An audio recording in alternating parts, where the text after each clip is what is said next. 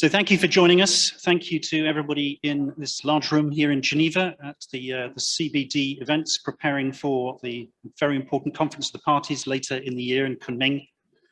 We're delighted to be here. We feel very privileged to be part of this process. And we're also welcoming a lot of people online to this event as well. We're going to be discussing nature-based finance. We're going to be looking at two particular financial instruments, a sovereign bond linked to deforestation and a bond designed to fund sustainable fishing. I'm delighted to be joined in this event by my colleague Francois Mosnier, head of our Oceans programme, and also by Maya Mukati, who is an associate director responsible for sustainable finance at Sustainalytics, which is part of the Morningstar Group. And Maya is one of the technical experts at Sustainalytics and is involved in a variety of industry working groups focusing on sustainable finance. And over the last 3 years, he has supported global institutions with sustainable finance research, including technical assessments and methodology development, and leading projects on second-party opinions for green, sociable, and sustainable and transition finance. So we're delighted to have him with us for this event. I'd like to quickly introduce Planet Tracker for those of you who don't know us. Then I'll explain our proposed deforestation-linked sovereign bond before handing over to my colleague Francois to talk about blue bonds. And after that, Maya will say a few brief words on the practical challenges that he has encountered when dealing with nature-based financial instruments. And then we'll throw it open to questions. So we'd be delighted to have questions from the floor and also from online. If you're online, you can use the Q&A function to post your questions, and Francois will pick those up on the Zoom call.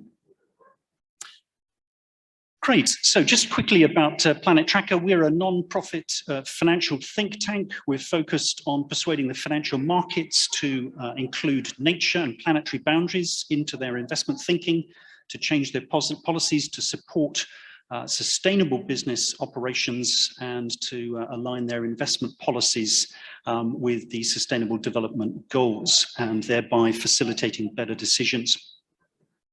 So the agenda for today, we're going to just briefly talk about nature-based finance, just in very simple terms. Then I'm going to talk about a deforestation-linked sovereign bond as an example of one instrument that a government could consider issuing. Building very much on the exciting announcement that Chile put out recently, that they have issued a sustainability-linked bond, and this deforestation sovereign bond would very much fit within that camp. So what is nature-based finance? Let's have a look at the next slide, which has a very, very simple definition. Now, there are many, many ways you could define nature-based finance. But in simple terms, it's where you have a financial instrument or a financial product which is linked in terms of nature-based outcomes, or is using a natural asset as collateral for the funds raised. Now, as I say, you could define it in many, many other ways, but that's a pretty good sort of starting point. And just to provide a little bit more context in terms of financial markets and some of the jargon, there's lots and lots of different sort of words that people are using to describe nature-based finance and nature-related financial instruments. But what the phrase that I'm going to be using here is ESG-labelled bonds and loans. And if you have a look at the next slide, we can see a sort of a family tree for ESG-labelled bonds and loans. Now, there are fundamentally two types of financial instrument that are used in this situation. Very commonly, we've got financial instruments which are where the use of proceeds is contractually specified in the financial instrument. So you are issuing a green bond. That's its purpose might be explicitly focused on a green purpose, such as a renewable energy plant. You might be issuing a social bond where you've specified you're going to invest in educational assets, for example, or the more recent phrase that's been used is a sustainability bond, which is where you're doing a mixture of the two. The alternative is a performance related bond where you are linking to outcomes rather than to a specific project. Now let's just have a quick look at the use of proceeds bonds for a moment on the next slide. Now the use of proceeds bonds, these are very, very common. They've been used a lot over the last few years. The market is growing massively. And they're very effective from an issuer's perspective. You make a promise that you're going to spend the money on a particular sustainable project, and the money comes in, provided you spend on that project, then that's effectively the end of your sustainability obligations. There's no further reporting, there's no review of the success or failure of the project. You've satisfied the requirements by doing what you said you would at the outset. Now, the challenge, particularly from a sovereign perspective, is that you cannot sort of over-borrow.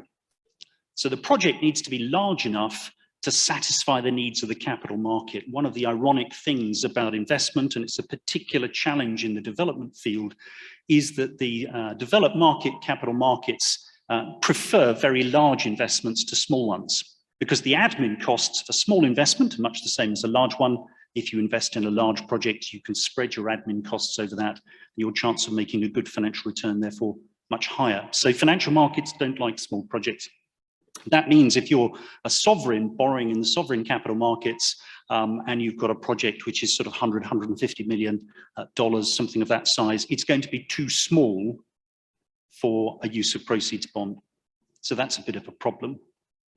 Now, the solution is close at hand, and that is a sustainability linked or a performance bond on the next slide. Now, with a sustainability-linked bond, or it could indeed be a loan, some form of debt finance, rather than promising to invest in a specific project, you are promising that you will satisfy certain criteria. You will meet certain sustainability targets over the life of the financial instrument.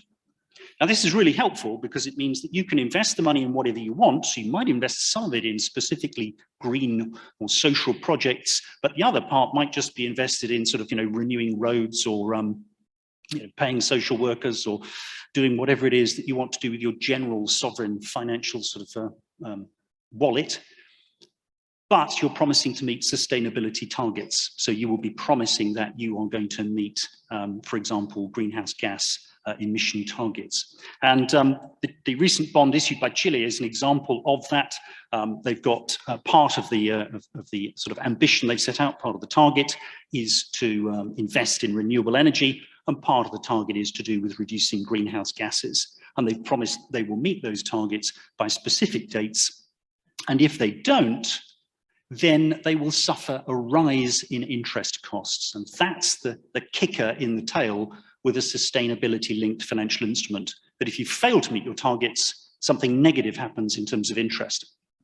Now, if we have a look at the following slide, you can see a diagram to show how that actually works. So generally speaking, the way that it's worked with instruments to date is you have one measurement point, one target, one measurement point, and then sort of one consequential step up in interest, or if you've met the target, the interest continues as it was designed to in the first place. And that's how the Chilean sovereign bond is constructed. It is theoretically possible, we haven't seen any examples of this, but it's theoretically possible to have a bond where the coupon goes up or down, or indeed sort of both, one after the other. And that's illustrated by the diagram on the bottom right-hand side. So you could have a situation where you meet the target, your coupon goes down, you pay less interest, the government is saving money, and then the next measurement period, they failed to meet the next milestone and the coupon steps up, they're paying more interest than they hoped they would. As I say, we haven't seen any bonds like that, but a number of the bond frameworks allow for that as a possibility. Now, there are a number of questions for sovereign issuers that arise if they are using sustainability-linked finance. When we have a look at the next slide, you can see some of the key things that sovereign issuers need to consider when they're thinking of this sort of instrument. One of the dilemmas is who should receive the penalty payment. There's a slightly uncomfortable feeling if, as a US pension fund, for example, I am receiving a greater reward because of a sustainability failure in perhaps an emerging market country. They failed to meet their target for greenhouse gas emissions reduction. That's clearly a bad thing. And lo and behold, the US pension plan is then getting a higher interest coupon. That seems a little bit uncomfortable somehow, to be earning reward from sustainability failure. A step down coupon is going to be much easier to sell politically. Again, it's quite difficult, I think, as a government, as a Treasury Department, to sort of go to your voting base and say, we've signed a contract with the international capital markets that if we get it wrong, we pay them more interest. And by implication, that might imply greater taxes or less spending on health or social care or something like that. So if you were able to go to the capital markets and say, if we meet our targets, we reduce our interest rate, then that's going to be a much easier political sell. But the capital markets are likely to be less enthusiastic about that, because obviously they will be receiving a lower reward based on the government's success. And then the final thing, and again, this is, I think, quite a challenge for governments. If you have a 10 or 15-year bond, that is likely to stretch over a number of electoral cycles. So the government today is issuing the bond, is making a binding contract that will effectively impact future regimes, future governments. Now, if you're confident you're going to be in power for the whole of that time, it's not really a big issue. But if you think that actually, the opposition might take over in the next 3 years, and then they will sort of suffer the consequences of your promise, that might produce some sort of unfortunate incentives or some slightly strange behaviors. So that is something else that needs to be thought about. But let's have a look at a specific example. Now, as I say, the deforestation-linked sovereign bond, this is not something that has yet been issued by any sovereigns, but there are obviously a number of countries around the world where deforestation is an issue. And we think that this might be an opportunity for one or more of those countries to effectively demonstrate their commitment to reducing deforestation by actually tying it into a capital markets product. So have a look at the next slide. This just shows where a deforestation bond sort of fits into the family tree, for those of you who like taxonomies. And I'm guessing that a number of people in the room here in Geneva love taxonomies, given the time that you spend looking at documents in a lot of detail. So the deforestation-linked sovereign bond will just be another form of performance or sustainability-linked bond. So it fits into that camp. Just as an aside, it's interesting to note the concept of a performance-related bond has been talked about for over 15 years. So conceptually, this is far from new. Have a look at the next slide. And you've got one of these classic sort of investment banking diagrams that makes everything look very, very simple and very straightforward. But essentially what it's saying is the investors pay the money to the country spends it on whatever it likes. The country has to set up a measurement and a verification and a reporting process. So there's some governance that needs to be put in place around this bond. And then the reporting to the financial markets. And if the sustainability performance target is missed, then the coupon will step up as agreed in the contract. If the target is met, the coupon continues uninterrupted. Now, there are some advantages of a deforestation-linked sovereign bond, as far as we can tell, and on the next slide, those are listed. One of the key things, I think, is that the government is financially incentivized to align subsidies and tax incentives with zero deforestation sustainability performance target. So you really are putting your money where your mouth is. And you're really helping to bring that whole governance sort of structure together. Citizens and businesses clearly then have an indirect stake in success. They can see that the finance ministry will pay less interest if this deforestation target is met. It also helps as part of establishing an ESG-labelled bond curve, or what people often call a green bond curve. And again, Chile has been very, very successful in issuing a number of different types of ESG-labelled bonds, of which this sustainability-linked bond is merely the latest. And of course, corporates in Chile then have a benchmark against which they can issue sustainable finance as well. So it's very helpful developing a broader sort of what you might call green funding market. The other thing that is also, I think, quite interesting is you could combine a deforestation-linked sovereign bond with an aid package. And I think this structure could actually be quite interesting because it solves some of the problems that I was just talking about a moment or two ago in terms of the strange incentives that might otherwise apply. Have a look at the next chart. So here we've got the aid sort of structure on the side, and the way that this would work is quite simple. If the government fails to meet its sustainability-linked target and the coupon would step up, then instead of the extra coupon going to investors, it would go into the aid structure, into the aid fund. And of course, actually, in practice, that could then be cycled round to help assist the government to meet the deforestation target at a later point. Conversely, if the government succeeds in sort of beating the target, and let's imagine this is an instrument where the coupon would go down, this time, rather than the financial market sort of suffering that hit, the aid agency puts the money into the equation, pays it across to the government, the investors carry on getting a flat coupon. So you take away these strange sort of incentives or difficulties for investors. They get a straight bond in terms of the coupon payments, but it still has a sustainable purpose, so they can still classify it as sort of ESG in their portfolios. That's quite enough about deforestation-linked sovereign bonds. What I'd like to do now is hand over to my colleague Francois to talk about an oceans-based example. So Francois, over to you. Thank you, Peter. That was very, very interesting. And hello again, everyone. For those who missed the start, I'm still Francois Monnier, still head of the Oceans program at Planet Tracker. And the second example of nature-based finance instrument that I would like to talk about today will actually be a corporate one. We called it the Blue Recovery Bond, which we'll introduce in the next slide. So just like Peter's example was about addressing deforestation, the point of the Blue Recovery Bond is to address overfishing. This is an urgent need, given that demand for seafood is expected to double in the next 30 years, even as 90% of global fish populations are either fully fished or overfished. As a consequence, wild catch production is expected to decline slightly every year, and that's what the FAO forecasts.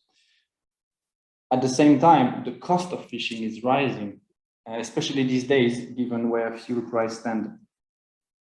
So on the next slide, we're trying to model crudely, if you want, on the left chart, this business as usual scenario.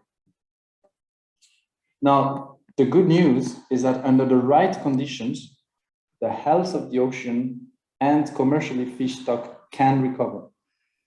There are many examples of temporary restraints that paid off.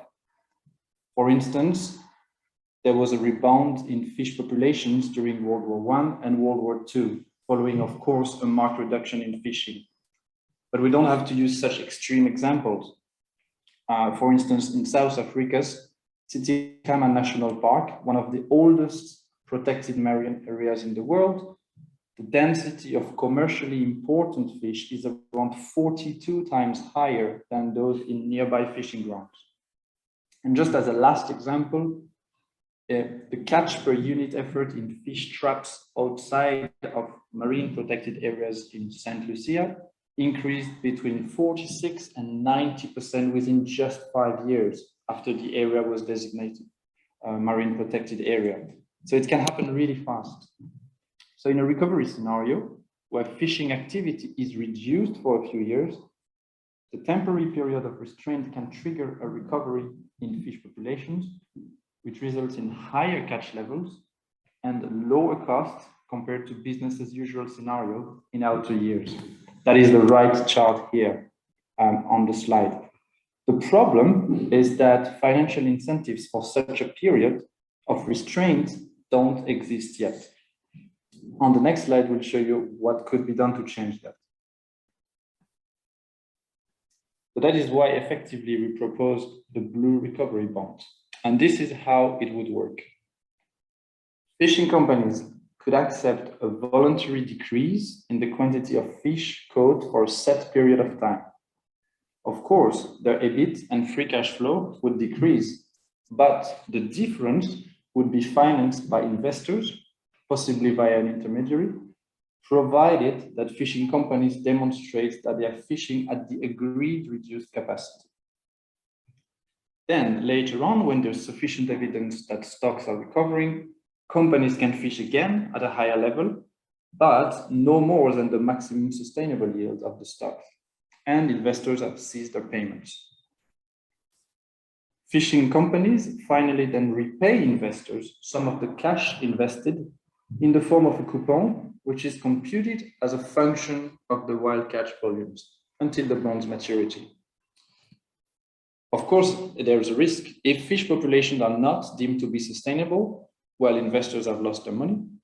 And if fishing companies fish more than they are allowed to, they have to refund the cash received because they cheated the system. On the next slide, we model this blue bond recovery in a very crude manner. I have to be honest. We did that at the global level, so it's clearly a theoretical example. But still, with a total investment of $7 billion over 5 years, that is the pale green bars on the left on the chart, investors in this blue recovery bond could trigger a recovery in fish stocks while securing a high return on investment through the coupons paid by fishing companies, so the dark green bars on the chart. And fishing companies would be better off compared to a business as usual scenario after 8 years. That's the orange line. So you can also go on our website. We've got a dashboard section where you can play with the different assumptions and see how the returns will change both for the investors and the fishing companies, and actually also for the fish stocks, i.e. how would their growth improve. More than 2,000 people actually used this tool, so it proved quite popular. Feel free to do the same. On the next slide, we'll show you what are the benefits of such an instrument. So as my simplified modeling shows, clearly this instrument is an opportunity to align the interests of fishing companies, investors, and fish population and the ecosystems that depend on them. It is also a very rare but much needed way to incentivize corporates and investors to reduce overfishing. It could be done in a way that optimizes the capital structure of fishing company, by the way. For instance, if some of the oldest and most capital-intensive vessels, let's say old bottom trawlers, are retired, the overall capital employed of fishing companies would diminish and returns on capital employed increase. Now, of course, one of the key requirements, and I will detail this later, is increased monitoring. By allocating a portion of the funds to increase monitoring, you also reduce the risk of illegal fishing, for instance. Now, there are challenges in the next slide that we need to talk about. I'll be very upfront about them.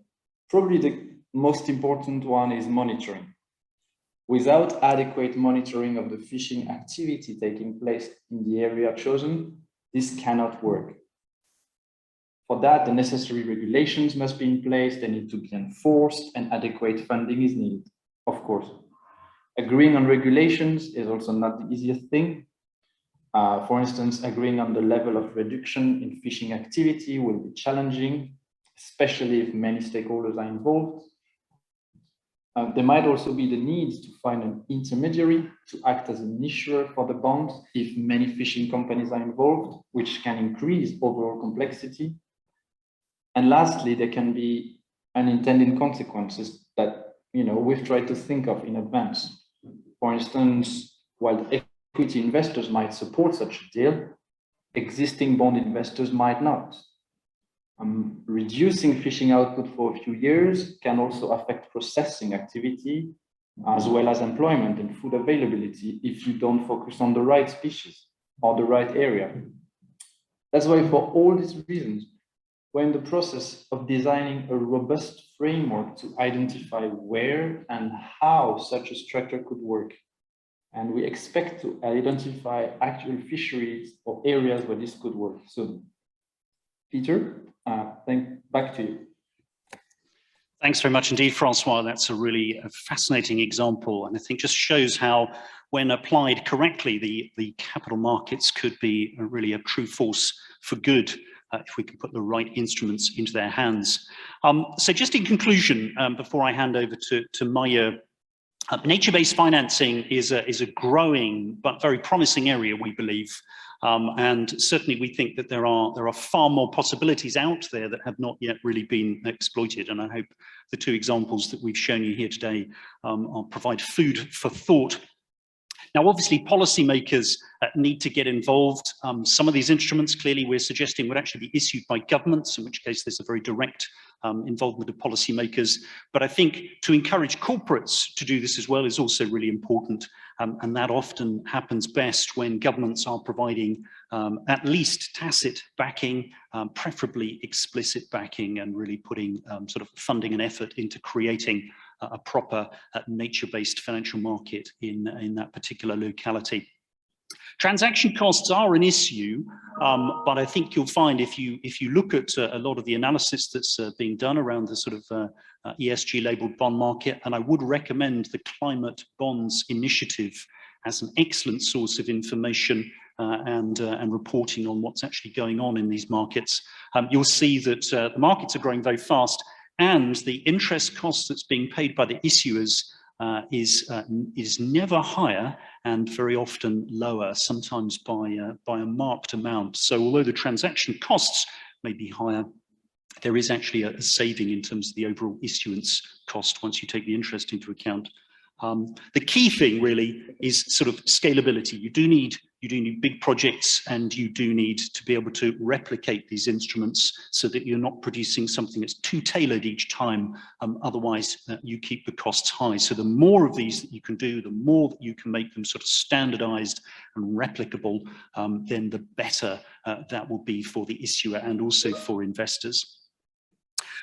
So now what I'd like to do is hand over to Maya, who, as I said in the introduction, works for Sustainalytics. Sustainalytics was actually involved in the Chile Sustainability-Linked Sovereign Bond. That's not what Maya's going to talk about. He's got a couple of corporate examples which have happened fairly recently, and he's going to explain some of the practical challenges that we need to think about. Thank you, Maya. Over to you. Welcome. Thanks, Peter, and thanks, Planet Tracker team, for inviting me to this critical topic of nature and biodiversity, nature-based finance to talk about. And really, before I proceed ahead, I'll give a very brief introduction to our team, and then really touch upon the topic of what Peter and Francois talked about, nature-related issuances that have happened in the past regarding in terms of the green and sustainability bonds, as well as linked instruments. So moving to the next slide, quickly touching upon our team. So Sustainalytics is globally is a leading ESG investment research as well as ratings provider. We have been working for past few decades, specifically talking about our team, Corporate Solutions, the sustainable finance solution, as it used to know. We are the largest verifier in the market when it comes to sustainable finance transactions. We have worked with all kinds of financial and non-financial corporates, municipalities, sovereigns, and supranational entities, and really working in this space for quite some time to know the novel issuances. Grateful to be here. So moving on to next slide, I'll touch upon the topics of issuances, but just jumping on to the critical topic of so far what happened with the use of proceeds, or what we call green and sustainable bonds, is that we have seen lots of issuances in the past. Most common example that relates to nature and biodiversity are such as protection of terrestrial and aquatic biodiversity, living natural resources, as well as sustainable agriculture. The issuance in 2021 exceeded $1 trillion in sustainable finance market, out of which almost $700 billion or so were coming from green and sustainability bonds alone. But looking at this chart, we see that I think the main issuances there, and I think the bars they are a little bit moved, but the the topics of sustainable management of living natural resources and the terrestrial and aquatic biodiversity conservation. If you see that, those are relatively lower number of financing in those kind of projects in comparison to something like renewable, green buildings, and clean transportation. So there is a clear need to have a more acceleration in these areas. So moving on to the topic of linked instrument in the next slide. We'll see that there are two main, corporate issuances that I'll talk about here, but of course there are other issuances that happen in linked instrument side as well. And then, of course, we can connect those thoughts for the sovereigns. But if we look at Klabin, the pulp paper producer, largest paper producer in Brazil, exporter as well as recycler, they had one of the KPIs, the metric that they set target on was around reintroduction and reinforcement of wild species into the ecosystem. So really focusing on rewilding efforts as one of the key metric they found, which was material enough, relevant enough for their business, being in pulp and paper in Brazil. And they really focused on the international and regional best conservation guidelines to identify regionally extinct and threatened species, and have monitoring systems in place in order to make sure that once those species are released into the ecosystem, they are being tracked through camera traps and tracking collars and so on and so forth, as well as have some verification arrangements in place in compliance with local laws and regulations and other best practices. On the other side, Thai Union issued a sustainability-linked financing. Being a seafood producer, they had one of the material KPIs on noting that their suppliers tuna vessel, just like any other seafood producer, really struggled to have that electronic monitoring or human observers in place. As Francois alluded to, they had focused on that as one of their target setting metric, and really set the target of 100% by the certain year, which was next 5-10 within the next 5-10 years, to make sure that they are tracking the vessels and making sure that there is no they are addressing the issue of illegal, unregulated, as well as unreported fishing that's happening, bycatches that are there, which is very common issue among fishing industry issuers. So looking at these examples, what we really think is that although we have seen lots of corporate issuing sustainability-linked bonds, it was just Chile that we worked with, and the market has seen on linked instruments.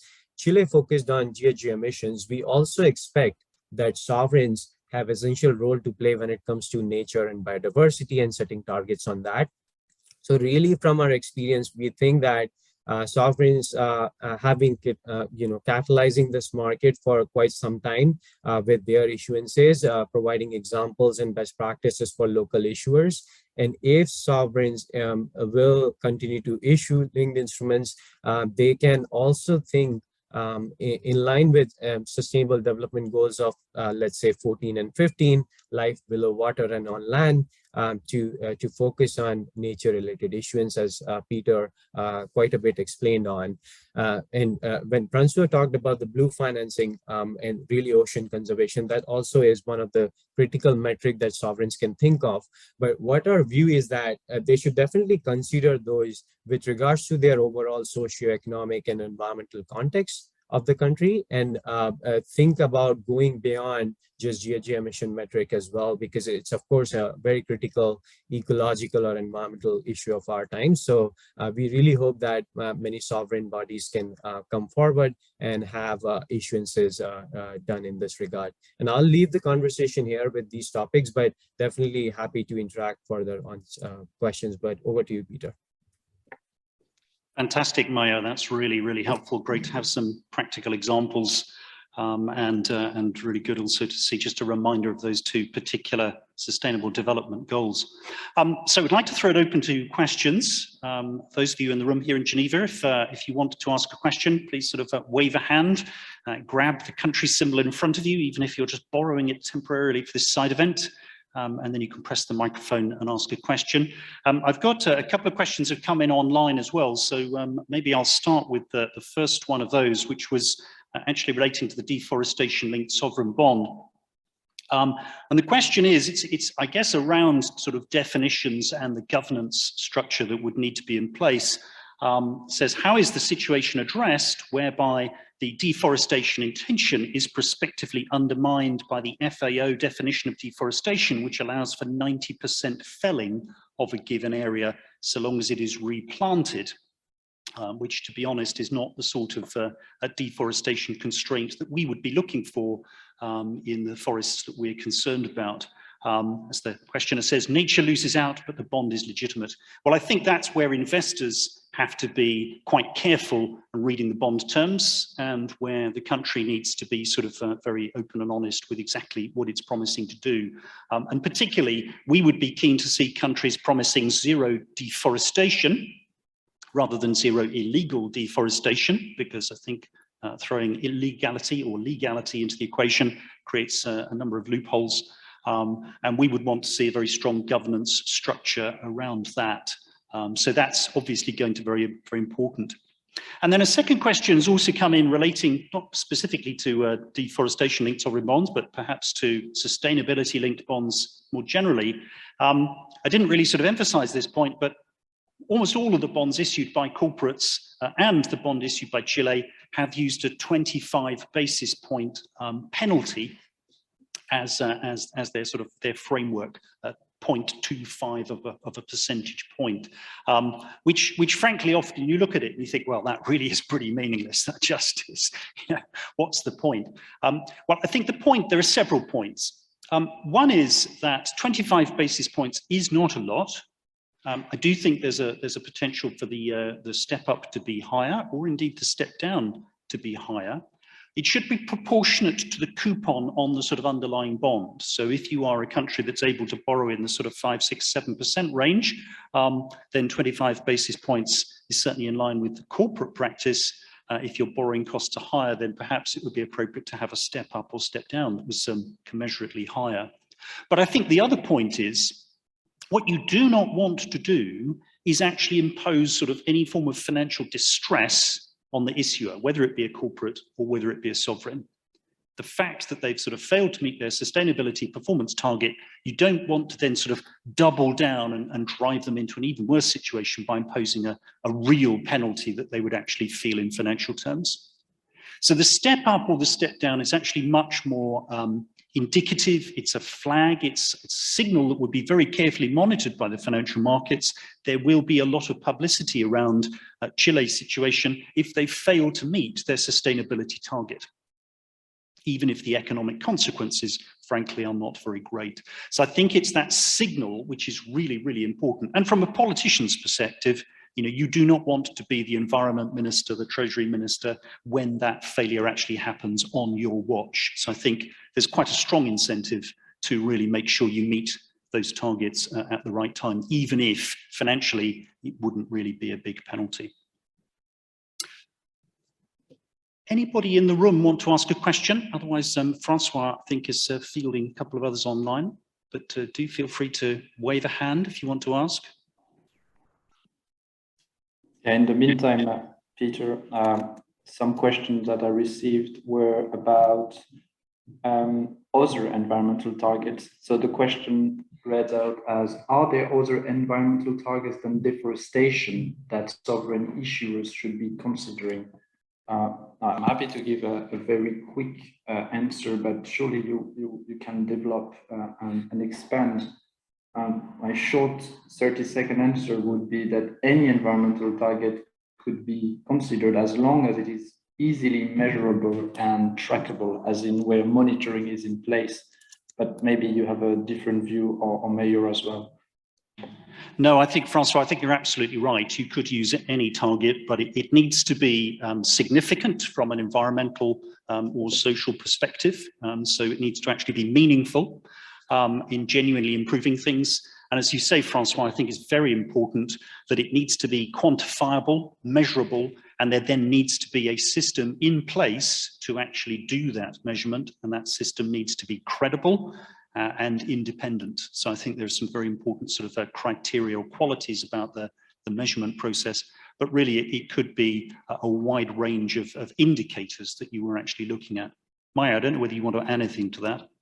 Sure, I'll just add quick point that definitely agree with all those points. We'll simply add that it also, as we talked about, it depends on the context of the issuer as well. So as we discussed that some issuers, some nations will really want to address land and land use change, sustainable agriculture as the main focus versus the others who might have more focus on, let's say, ocean and marine protected areas, as we have seen previously in the green bond market with Fiji and Seychelles issuing green bonds as an example. So I think it really depends on that context, and they need to figure out the way to track those contexts with respect to the issuance and how they'll be able to measure their target over time with a clear and consistent methodology. Thank you both. We've just received another interesting question in terms of complexity. So it's to all of us.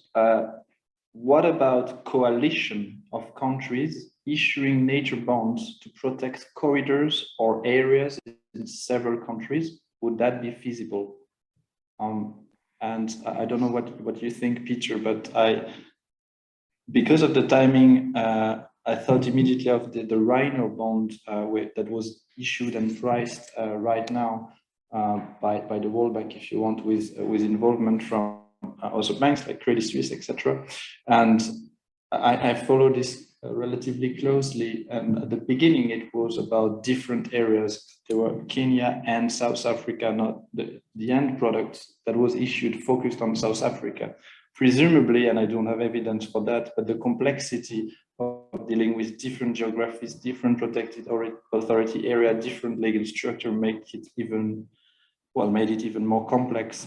So I think my answer would be that it would make sense to focus on corridors or a network of protected areas across different jurisdictions, especially for migratory species, but it just makes it more feasible. So in the case of the Blue Recovery Bond, that's actually one of the criteria that we excluded. We're not going to focus on a highly migratory species because it just makes it more difficult. But hopefully one of you has a more positive answer. Yes, if I can jump in there, Francois, I think it's certainly technically possible. I don't think one should underestimate the difficulties, the challenges that would be involved in getting sort of more than one country involved in a bond issuance, but with the assistance of a multinational organization like the World Bank or some other organization, it would certainly be technically possible. I think your point is absolutely right, Francois, that it's much easier to do if you're looking at a sort of a discrete sort of biome rather than a moving population. So if you were looking at an area like the Grand Chaco, for example, which straddles a number of countries in South America, we recently wrote a report on that, looking at the soy trade coming out of there, but that would involve Argentina and Brazil and Paraguay, to name just 3 countries involved. It's very important, I think, to consider a sort of a biome level instrument rather than one that is constrained by national borders, because nature doesn't respect national borders. And one of the challenges you find, and certainly we've seen this in our investigations in, for example, the soy trade and deforestation, is that if you get a rise in enforcement and control of deforestation in one area, you tend to push bad practices, bad behavior into another less regulated area. So the idea of having something that's a little bit more all-inclusive is attractive, but not easy, I would suspect. One brief point I'll just mention is that to Peter's, adding to Peter's point, is that sustainable finance market has always been optimist in the way that this market was created with first few issuances by supranational entities. So really crossing that borders and providing loans and financial assistance to multiple types of entities throughout the world. So I hope that would be possible on the sovereign level as well. Thank you both. I mentioned the Rhino bond just now, and we've got actually a linked question that I will read, that reads as, we saw our first Rhino bond issued by the World Bank. Can you predict how incentivizing conservation and these instruments be made popular across geographies? And I think just jumping in quickly, it is in theory possible to do the same with different species, of course. The key is to be able to count them relatively easily. So I think rhino were a good example because, you know, they're easy to count in comparison to, I don't know, say spiders. The difficulty is, of course, you need to pick your species in a way that it's easy to, the relevant science is available, it's easy to monitor, count, and the associated costs of monitoring are not tremendous. So for instance, rhinos are extremely expensive to monitor, they're extremely expensive to protect, etc. How can this be made popular across geographies? I think just moving on from the species-based finance, if you want, not just, you know, about, you know, instruments focused on a species, but more, let's say, on a threat like deforestation or overfishing. You could also have instruments focused on an area. So on Monday, actually, we will have a side event introducing a new instrument that will show how conservation efficiencies at protected areas could be improved. That's just another way of doing it. So, you know, tune in on Monday, advertising my own side event here. Yeah, Peter, Mayor, feel free to have other thoughts. Nothing to add to that, Francois. Okay, I have a follow-up questions. It was about the sustainability performance target, and your answer, Peter, the follow-up answer is, could you explain why a higher penalty for missing SPT is distressing for either lender or borrower when both are gaining, the former through higher interest, the latter because their net profit would have increased even after the penalty application? They could undertake a cost-benefit assessment prior to breaking bond conditions. With a caveat, the person is not trying to be cynical. This is an excellent concept. I see Mayor here nodding. So if you want to provide an answer, feel free to. And I'm conscious of time as well. So if you have some last questions, please send them now. Thank you. Ryan, did you want to jump in?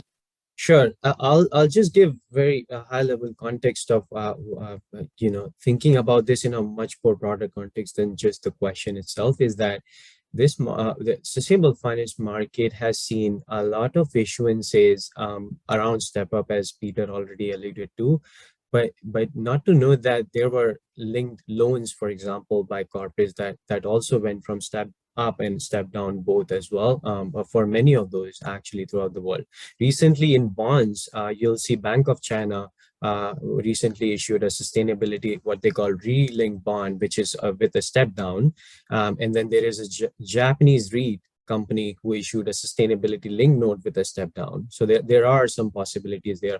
What I'll say is that it really depends on the term of the bond as underlying clauses as well. Like imagine having a bond, some of these bonds have callable clauses, so they can be called back by the issuer. So what in that case, financial mechanism needs to make sure that when they have that step up or step down, that's happening before that callable period, so that, you know, it's credible enough that issuer not calling back those bonds before you know, they meet or they don't meet that target. So there are some clauses to consider as well. And then I would say on the sovereign side, more likely than corporates, I think that having step down makes more sense, as Peter previously said, because in corporates, the additional step up comes from philosophically from their profits or the revenues that they generate, versus in sovereigns, it's really the taxpayer money that we are talking about. So I think step down mechanism, it really makes sense for the sovereigns, especially noting that it's taxpayer money, which will, and if we just add to Peter's one of the creative novel solution is that if instead of just that having that coupon structure itself, if we create that and call it some other structural characteristic where if issuer don't meet the target, they'll be paying it to you know, to do another environmental initiative to finance that through environmental facilities and have more protection in place, aids in place, packages in place in nature. So where I'm getting with that is, instead of coupon, we can still go with other kinds of structures to help accelerate the conservation and really not talk about, just having a fixed coupon as well, if that's the main problem. But there are other ways, I'll say. Okay, thank you, Mayor. We have no further questions, so I think I'll just say thank you, Mayor, and back to you, Peter. Thanks very much indeed, Francois, and thank you everybody for attending. Thank you to those in the room here in Geneva. I hope you found that a useful presentation. If you want copies of the slides, please come and see me afterwards. We're certainly very happy to provide those, and delighted to continue the conversation here in Geneva. But also thank you very much indeed to those of you who've joined us online. It's wonderful to be able to do one of these hybrid events where we can be in many places at once. Thank you for all your questions. We hope you found it interesting. Please do go to the Planet Tracker website if you want to find more information. And for those of you online, again, do reach out to us if you want to discuss in more detail. But I think that's quite enough from us. And thank you to all of you who've sort of given up a lunch break. No, I hate to interrupt, but I actually did request the floor, and I did have a question. I beg your pardon, we have a question in Geneva. I'm so sorry, please carry on. Could you wave something so I can see where you're sitting? Thank you. We'll take the question on the floor. Great, thank you very much, and thank you to the panelists. My question relates to what can be done when investors and lenders do not have an interest in nature conservation. And I appreciate very much the examples you've provided of areas where nature-based finance can contribute to conservation. But I think we also know that there are many situations where investors and lenders may have interests that are contrary to conservation objectives. And in that case, I was just wondering if you might say a little bit about the ways that regulatory regimes could be adjusted to, in fact, direct investment away from things that are harmful to nature and towards investments that are better for nature. And I'm speaking, I work with the Office of the High Commissioner for Human Rights. So I'm particularly interested in any thoughts you might have about the UN guiding principles on business and human rights, and how application of those principles could support nature-based finance. Thank you. Thank you. That's a great question. Probably requires a more detailed answer than we have time for, but just sort of briefly to touch on a couple of the points. I think your sort of assumption implicit in your question is absolutely right. Large parts of the capital markets, if we're honest, are not particularly focused on sustainability, sort of ESG outcomes, sustainability development goals, or any of those things. And that is a problem. It's a problem that we're trying to work on. It's a problem many people are trying to work on.